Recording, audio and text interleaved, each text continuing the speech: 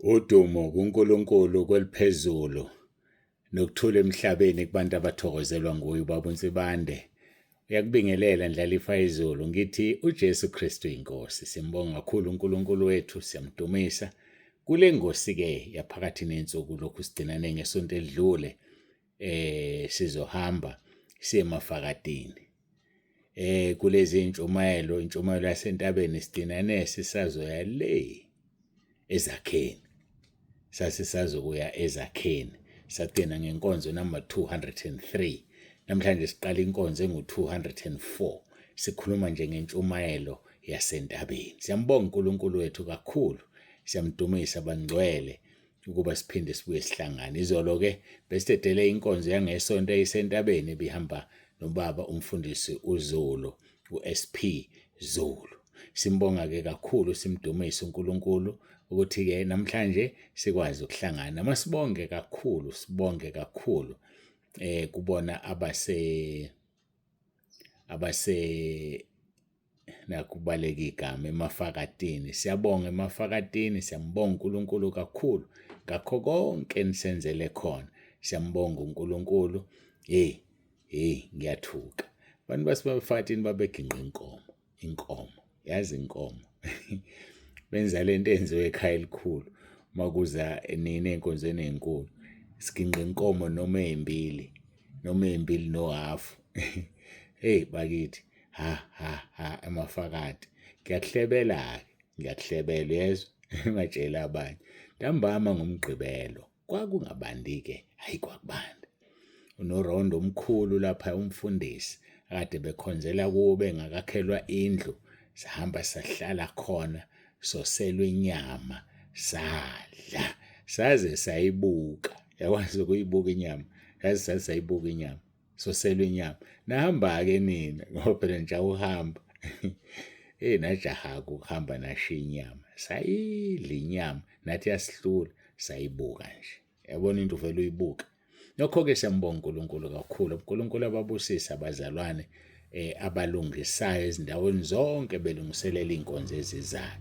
Abazalwane abangafuni ukuthwaliswa bezithwalele bona umvuzo wabo omkhulu ezulwini. Angisho ukuthi bonke mabangafuni ukuthwaliswa, kodwa phaphamani bafowethu, vukani emaqandeni. Khona abantu abayithathela isibusiso. Ukuthi mawusuthi ufuna ukulekelela uxhase bathi siyabonga. Sanele thina konke kuphelele. Sesiqoqile singabazalwane. Yabona khona ama-branch akhulile. Khona ama-branches akhulile, khona angakhulile. Njengabazalwane nje. Khona abazalwane abakhulile, khona abangakhulile. Khona abangakhulile abazalwane. Abanganikeli ngoba bethu ubaba uNsibande nakho. Abanganikeli ngoba bethu ubaba uNsibande uyathandaza. Yazi ukuthi ubaba uNsibande uyathandaza ngempela. Kodwa uzoba senkingeni wena yokuthi uNkulunkulu ekuthinte ethinika ubaba uNsibande bese ungezwa ngoba awufuni uvele uyisukeleke nje unikele emsebenzini kaNkulunkulu ukuthi uhambe. Ulinde ukuthi utshelwe. Akutsheleke uNkulunkulu ngendlela zakho ungezwa sikweqe isibusiso. Ungacabangi mina ukuthi nginakho, anginakho mina. Konke nginakho sengake ngayisho lonto kaNkulunkulu. Anginalutho mina bafowethu. Ngisho isudu ngibona ngigqokile akusiyona yami kaNkulunkulu. Ngisho isicathulo engisifakile, ngisho imoto engihamba ngayo, anginalutho mina. So wena mawuzohlala lapha kude uye kuyithathela isibusiso uthi uNsibande unakho konke, mina ngiyahlupheka. uNsibande uyisigwili. Ubona ngamehlo wrong. Wena orich kunami ngoba wena unezinto, mina anginalutho. Akukho nje enginakho. So ngakho-ke mawuphosa emsebenzini kaNkulunkulu noma ngabe kuncane noma ngabe u5 uNkulunkulu uzokubusisa ngoba uyazi ukuthi wena njengoba ukhipha u5 nje awunalutho ngempela. Ukhipha u5 wokugcina. Angisho ukuthi ngidlethana imali, kodwa ngiyanixoxela nje ukuthi khona abantu abaziyekisela isibusiso. Athi umuntu awunakho loya, ungathatha amalahle wasedandi la imbewu khona uthathwa. Akukhona okwami okaNkulunkulu. Njengoba okaNkulunkulu nje kulethwe yinina futhi. Ngaphandle kwakho wena ongafuni. Bakulethile abazalwane. Yikho bebusiseka nje eduze kwakho. Usele wena uzosala futhi. mina kungizwa ngene umfundisi wemali engize mina lokho ngithi imali angisebenzi ngemali mina ngisebenza ngokuthandaza. uNkulunkulu athinta ovumayo ayilethe imali, ongavumi amiyeke. Ongavumi nje amiyeke. So ngiyabonga kunama branches akhulile esithi masiyakhona sithi sifuna ukuxhasa bathi no thank you. Bathi no thank you. Sesizamile singabazalwane sahlanganisa. Ngibondi khona bakhulile. Khona ngiyasaba ukusho ukuthi banjani, ngcono ngiyeke kanjalo, ngcono ngiyeke nje. Ngcono ngiyeke ngasho lutho. Kodwa ke khula lithizwe lenkosi.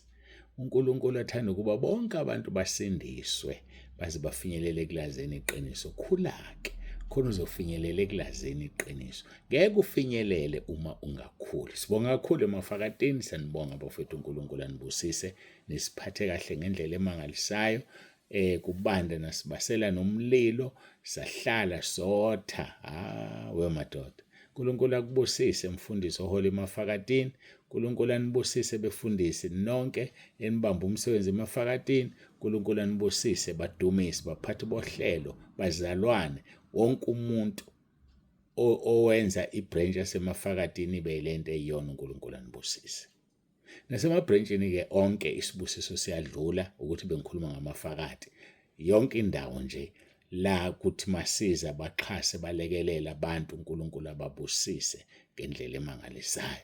Siyambonga uNkulunkulu. Asingene enkonzweni yethu namhlanje, inkonzo number 204, inkonzo intshumayelo yasentabeni. Mina iyangimangaza lento, kodwa ke uNkulunkulu uyazenzela into yakhe. Inkonzo ka204 kukhulunywa ngentshumayelo yasentabeni nje. Yazi ukuthi mawubala amavesi asentabeni, uchapter 5, 6 and 7. Angikwazi mangaki bengakaze ngwabala, kodwa ngeke afike ku204. Kodwa uNkulunkulu usekhulumile ngawo. Sikwinkonzo number 204. Kodwa imase sazoqala uverse 17 siphuma kuverse 14 uthi nina nokukhanya kwezwe. Siqala uverse 17. Busiphansi kanjani kodwa sesigijima ko200. Ngiyasaba ukuthi akufika ko1000 pho. Kodwa ke asazi inkosi yazi. Asifunde asithandazeke bese siyafunda. Matthew chapter 5 verse 17.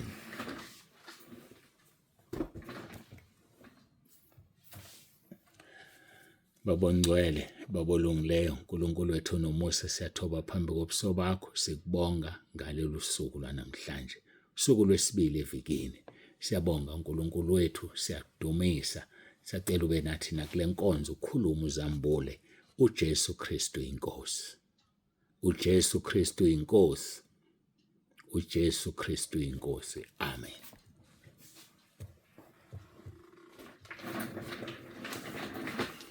Mangibonga imkhuleko yabangcwele bebengithwele ngayo ngigula. Ngiyabona bekuyisimo ebengibhekene naso. Ngezwe abazalwane bencoma inkonzo yasemafakatini. But uyazi ukuthi kwenzekeni emafakatini. Ngiyahleba namhlanje angibona nginezindaba engatshela umuntu. Abasemafakatini bebesemkhosini bekhulekela imvuselelo yabo. Yikho ibe yilento ebiyona. Ngikunika ithiphu mina ngalokho ukuthi kuze ubaba uNsibande usonge izandla uhlale. Ngoba ubaba uNsibande naye ugitshelwe. Njengoba egitshelwe nje uSathane uyaphazamisa. Yabona nje indlela engangiweak ngayo. Ngiphelelwa amandla. Wayezama ukulwa kwathola ukuthi kukhulekiwe emafakatini.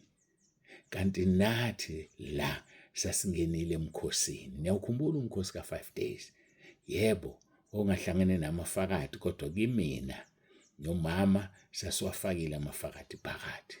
Ngoba vele siphumi singazange singene emkhosini. So uNkulunkulu wasebenza. Ubona uSathane akaphuciwe ngihlala ngisho ukwazi into ezokwenzeka. So ngenxa yalokho ngoba akaphuciwe uSathane. Uyazi la kuzozama khona isekelo zakhe abeseyalwa. Kuthandaziwe emafakatini ngiyakutshela mina. So nani ke thandazani, angithi nilindile ukuthi ubaba uNsibande uyeza. Ningenile nje emkhosini. Ngiyabuza, ningenile nemkhosini. Niyithandazela lemvuselelo yenu ezayo na? Angikhulumi ngelanga eluwophi yodwa. ngikhuluma ngabo bonke asebesele kuze kuyophela unyaka. Niyakhuleka yini? Mase kusondele ningene emkhosini niyakwenza yini lokho? Hayi angiphoqi umuntu ungangeni uma ungathandi. Kodwa nje hayi siyambonga emafakatini uNkulunkulu sisebenze ngendlela emangalisayo. Dumo lonke luya kuyena lumfanele. Ngiyabonga emafakatini ukuthandaza kwenu. Matthew chapter 5 verse 17. Ningathi ngize ukuchitha umthetho nabaprofeti. Angizanga ukuchitha, ngize ukugcwalisa. Ningathi ngize ukuchitha umthetho nabaprofeti. Angizanga ukuzowuchitha, ngizowugcwalisa. Igama leli elithanda ukusinda abantu abanga-understand ukuthi uthini uJesu uma ethi uzowugcwalisa. Akezile uzowuchitha kodwa uzowugcwalisa. Ngisafuna ukubheka ukuthi ngeke ngilithole leli verse uMatthew chapter 5 verse 17 ngesiLungu. Do not think that I came to destroy the law or the prophets. I did not come to destroy but to fulfill. Angizile ukuzowubulala umthetho ukuzowuqeda kodwa ngizowugcwalisa. Ngamanye amagama umthetho uma wawuhafu enkomishini uJesu uzowenza ugcwale. Wengezile ukuzowuqeda. Manje abantu abaningi bacanga ukuthi uma yethi uzowugcwalisa ngizile ukuzowuqeda ngizowugcwalisa. Angazi bayibathini bacanga ukuthi we are getting rid of the law. No. Kodwa uzowugcwalisa lapho wawushoda khona wawenza wagcwala. For example, uthi lapha ku verse 27. Nizwile kwathiwa ungaphingi. Kepha mina ngithi kini lona loyo buko wesifazane amkhanuko usephingile naye enhlizweni. Yabona ukugcwalisiwe lokho. Ubungoni ngokuhalela umuntu wesifazane. Kwakungesona isono ngokuhalela umuntu wesilisa. But uJesu wakugcwalisa lokho. Wathi uma umkhanuko usulalile naye akudingi kuze kwehla ama-underwear bese kuthi usulale nomuntu. Wambuka nje wane crush sekuphelile. Yabona ukuthi uyagcwalisa kwakushoda kuqala. Ubumbuka umuntu umkhanuke lokhu uthi ungcwele wena. Ubuka umuntu umhalele lokhu uthi ungcwele wena. Ubusuzoba nje igama lithi ungafisi into kamakhelwane. So kusho ngamagama aya ngimfisanga umfazi wakhe kodwa ngimhalelile nje. Yalizwa lelo gama kwawungoni ngaleso sikhathi. uJesu uthi mawambuka nje wamkhanuka sekuphelile. Ingakho ke ngichaza ngale nto uNkulunkulu ethi ngichaze kunelokhuzana ezoqhamuka i-podcast ezoqhamuka eza nomfoka Hadebe uSibusiso ecacisa kwenye indawo ukuthi indaba uNkulunkulu ethi akafuna ukubona imilenze yomuntu. Yini indaba uNkulunkulu engafuna ukubona imilenze yomuntu? uNkulunkulu ayibona imilenze. uNkulunkulu wazi nginquno ngibe ngigqokile angibuka ubunqunu bami. uNkulunkulu wazi ngisho kungaphakathi, wazi ukushaya kwenhliziyo, wazi yonke into. So mayithi akafuna imilenze kanti usho ukuthini? Ngoba vele uyayibona. Usho ukuthi asisuvezelana imilenze ngoba kukhona abantu abakhanuka ngenxa yemilenze. Ngize ngathinta indaba ukuthi kwaZulu kushelo kwakuthiwa inyathela ngabantwana. Thobheka izitho zawo zikhephuzela uboya. Yayibona lonto le. So ngamagama izitho ezinoboya ziyamlimaza umuntu wesilisa akhanuke. Izitho ezimkahle zomuntu wesifazane ziyamlimaza umuntu wesilisa amkhanuke. So uNkulunkulu ufuna sigqoke simboza izitho uthi akafuni ukubona imilenze yomuntu. Angisalise ngilivula leli verse yazi ngiyaxolisa ukuthi ngithi liyangiphambula selingiphambulileke akusekho kunye engizokusho kodwa sekukhona ukuthi likuphi lona lelo verse. Ngizokuvulela kaMahubo 147 uverse 10.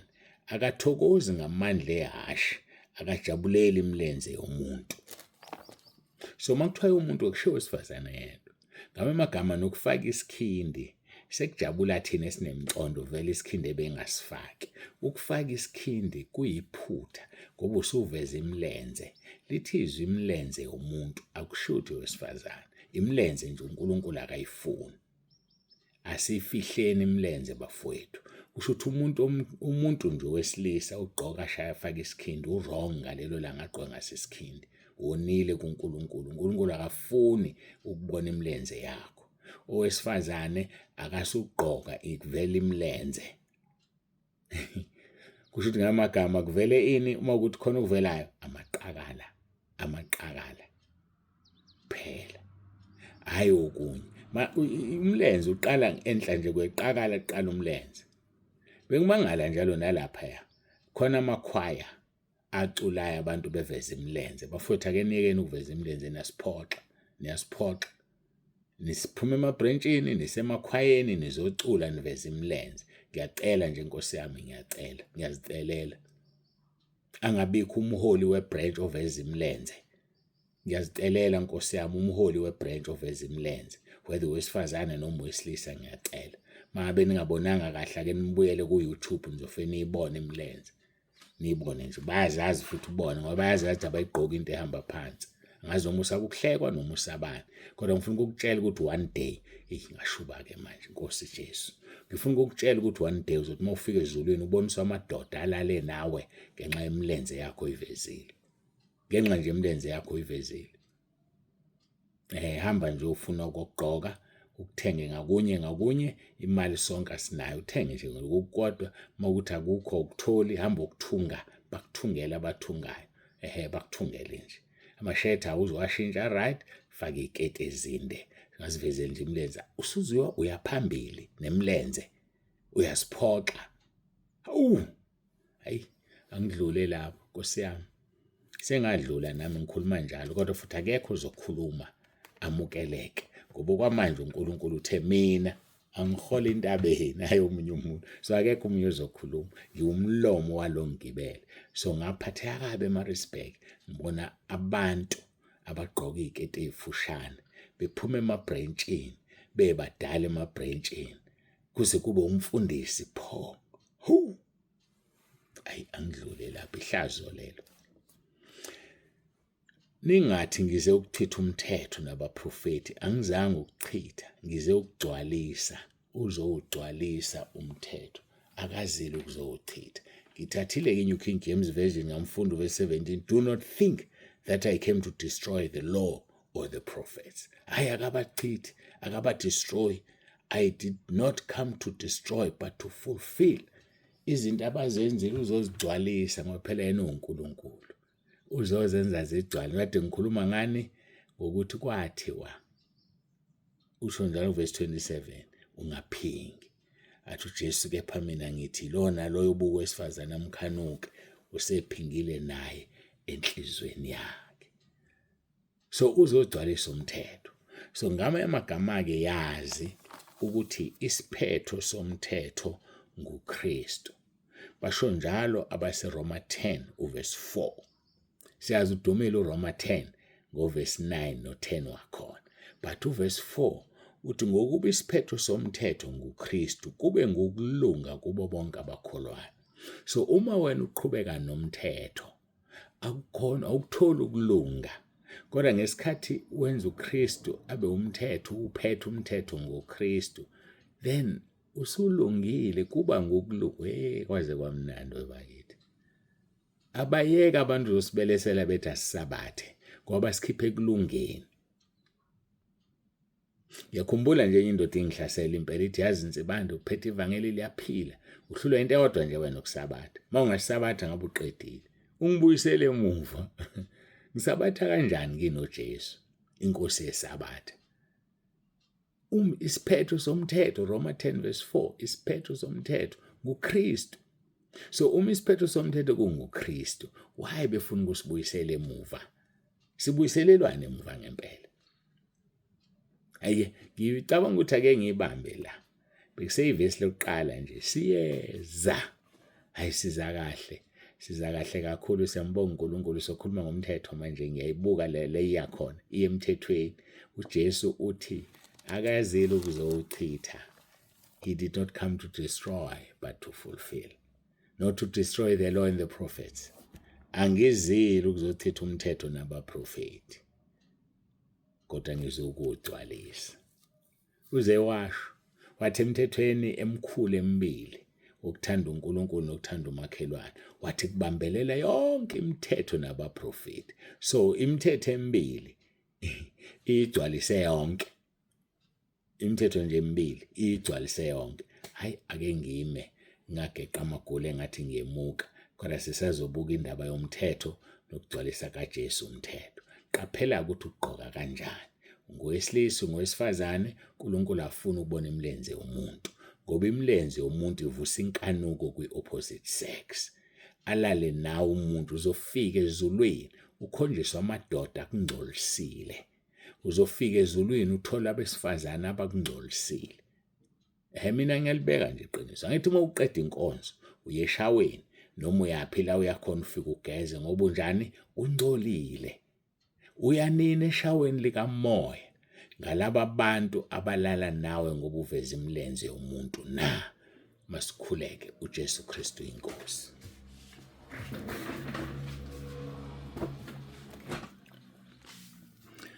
Baba ongcwele, Baba olungileyo, uNkulunkulu wethu nomusa, siyathoba phambi kobuso bakho, siyakubonga, siyakudumisa. Kekho uNkulunkulu ofana nawe. Ngiyacela-ke Nkosi Jesu, ubusise le nkonzo, ube naloyo ilalele lapha ekhona, umbusise, umbiyele, alizwe izwi, alenze, angalishalazeli. Ngoba ushilo kuJohn chapter 12 verse 14 wathi ngeke usasahlulela, kodwa izwi olukhulume kithi lizosahlulela. Siyabonga Nkosi Jesu. Uxolo uJohn chapter 12 verse 48. Siyabonga Nkosi Jesu, siyabonga Moya Ngcwele, qhubeka-ke wenza umsebenzi. uJesu Kristu inkosi. uJesu Kristu inkosi. uJesu Kristu inkosi. Amen.